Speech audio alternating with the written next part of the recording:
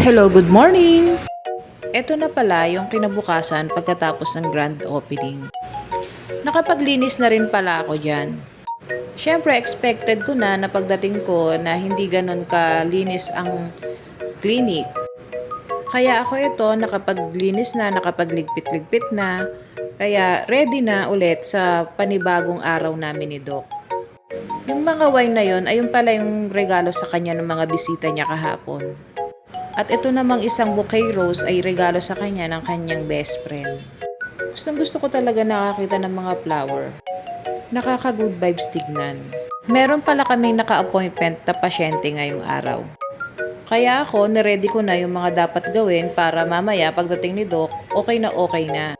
Nakapag-disinfect na rin ako ng chair. Na-ready ko na rin yung mga tray para sa pagsukat. Gawin pala ngayon ay for denture. Bali, ayan yung mga equipment ng denture. Ayan yung dental tray. Bali, eto naman yung alginate na pinangsusukat sa pasyente. Eto naman yung dental wax. Nilalagay yan sa may warm water, tapos ipapakagat kay para sa kanyang bite. Ito namang pinapakita ko sa inyo, ito yung dati kong pinasukan. Mga 2 days lang ako dyan, di naman ako nagtagal kasi nga meron kaming emergency sa family kaya hindi ko na napagpatuloy yung pagtatrabaho dyan. Pero nakapag-apply na rin ako nyan sa Villatory Dental Clinic kaya okay lang naman na hindi na ako tumuloy. Ito naman yung East Dental Clinic sa May Marikina. Diyan talaga ako una nagkaroon ng experience bilang dental assistant. Siya naman si Dr. Ella. Isa si Dr. Ella sa mga nakasama ko na dentist. Naging partner ko rin siya ng mga ilang buwan. At siya nga po pala si Doc Ken. Isa sa mga nakasama ko sa East Dental Clinic. At syempre si Doc Ruel. Isa sa pinakamagaling magturo sa akin yan. At syempre si Doc Maku. Siya yung pinaka-head doctor dyan at isa sa pinakamagaling magturo.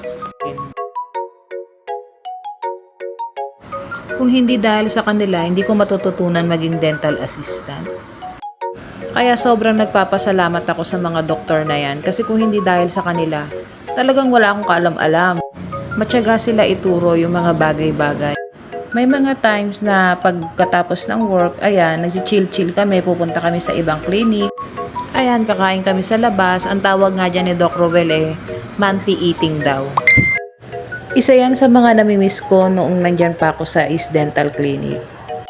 Yung memories, yung experience, at syempre yung bonding namin ng mga doktor. Kasi hindi lang kami basta magkakatrabaho, naging magkakaibigan na rin kami. Kahit ngayon, hindi na kami magkakasama, mayroon na rin silang iba't ibang clinic na pinapasukan, hindi pa rin nawawala ang komunikasyon namin. Nagkakamustahan pa rin. Lagi nga nilang tanong sa akin, ate, kailan ka magpapakita? Don't worry mga dok, magpapakita din Pagpipripa na naman inyo. tayo. Gusto ko lang ipakita tong clip Ang na dalawang doktor, mga walang magawa, walang pasyente. Pinakapoging doktor ng East Dental Clinic. Siyempre na lang yung nag-iisa. Ikaw na nag-iisa, wala ba iba eh. Tiluya mo kulit ko. Okay. Sige, tiluya tayo ko dyan. Medyo stand straight tayo. Ayan. Sugat ah! Kita mo. Nung mga time na yan, nung sinusukatan ako, natatawa ako niyan, lalo na nung pinapanood ko tong video. Itsura ko dyan. Baba yung ulo. Oh.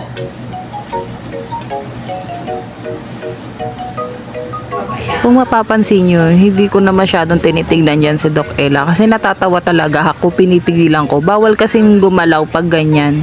Pero sa totoo lang, tawang-tawa na ako nung mga time na yan. Meron pang procedure na ginawa sa akin dyan si Doc Ken.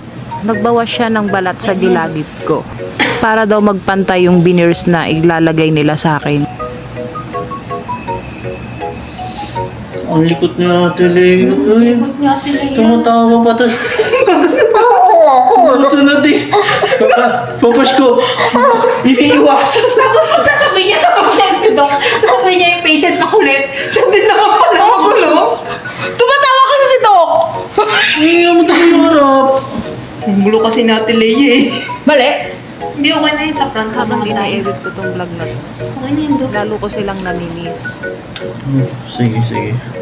Sorry na, huwag ka na agalit. Denture. Oo nga, so ito si Ate Leo. So, yung ating patient. Natatawa kasi ako sa naman. Hi, thank you talaga sa inyo. Ayan, kay Doc Palima. Sayang nga, wala kaming masyadong picture together. Mga doktor na nakasama ko, thank you talaga sa inyo. Thank you sa pagbigay ng knowledge, advice, siyempre sa banding. Kay Nori Cortaico, thank you din. At kay Boss Ronnie ng East Dental Clinic, sobrang thank you sa inyo. Well, hanggang dito na lang. Bye!